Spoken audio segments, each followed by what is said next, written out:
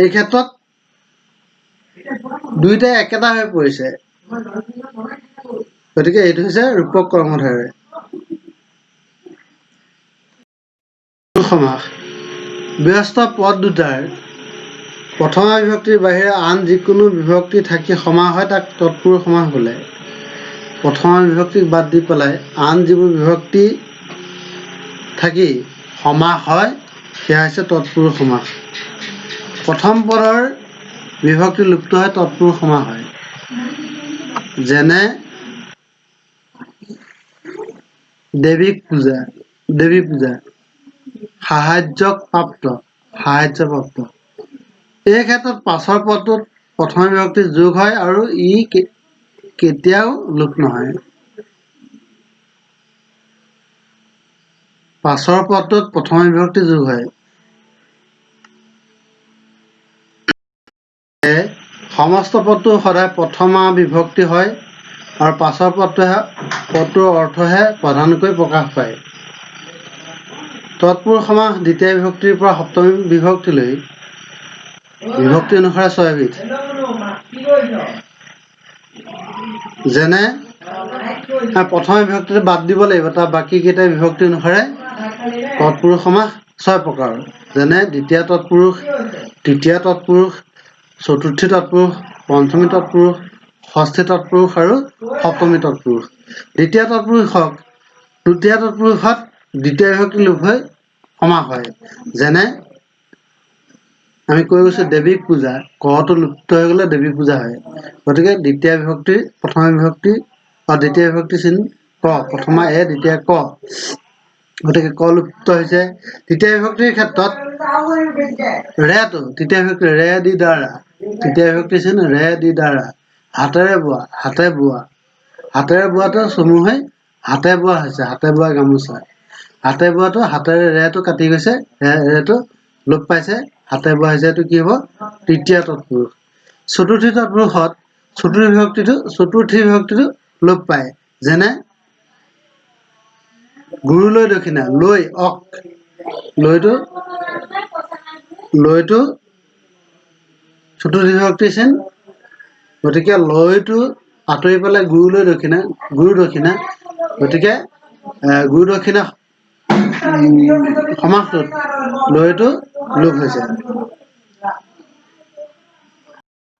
বিভক্তি হৈছে পঞ্চম বিভক্তি চিন পৰা, পঞ্চম বিভক্তি লোপ পালে সেইটো হ'ব পঞ্চমী তৎপুৰুষ। যেনে গছৰ পৰা সৰা, গছ সৰা, তললৈ সৰা, তল সৰা, ঋণৰ পৰা মুক্ত, ঋণ মুক্ত, এই পৰাটো লোপ পাইছে, গতিকে এইটো হৈছে পঞ্চমী তৎপুৰুষ। ষষ্ঠী তৎপুৰুষৰ ক্ষেত্ৰত ষষ্ঠী বিভক্তি চিন ৰটো যেতিয়া লোপ পাব তেতিয়া সেইটো ষষ্ঠী তৎপুৰুষ সমাস হ'ব। যেনে বিদ্যাৰ আলয়, বিদ্যাৰ ৰটো যেতিয়া লোপ পায় আলয়টোৰ লগত যোগ হৈ এইটো সমাস সন্ধি হ'লেও ই সমাস হ'ল বিদ্যালয়, গতিকে এইটো ষষ্ঠী তৎপুৰুষ। মাছ টুকুৰা।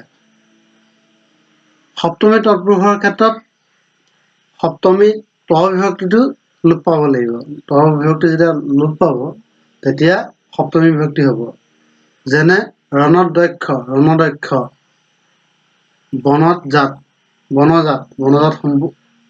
বনজাত সম্পত্তি, বনস্পতি বা বনজাত,